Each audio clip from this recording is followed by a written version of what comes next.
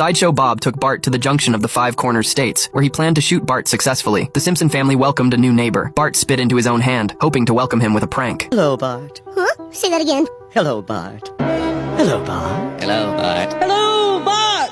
Hello, Bart. Hello, Bart.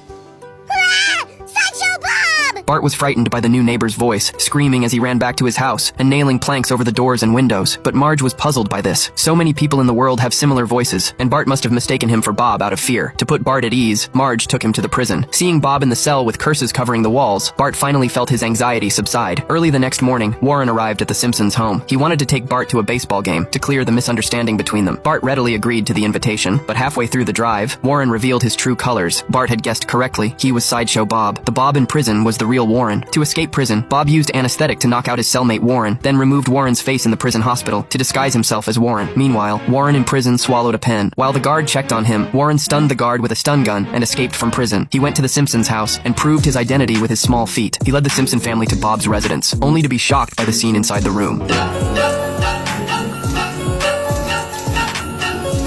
Man, that dude does not like Bart. I know where Bob's taking Bart!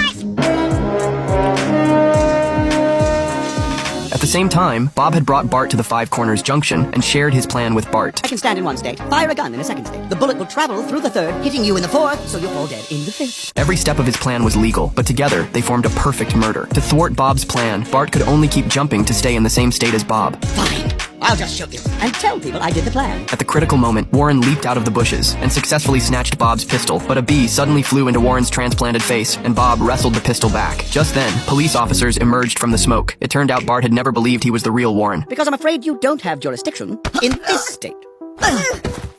Welcome to my jurisdiction.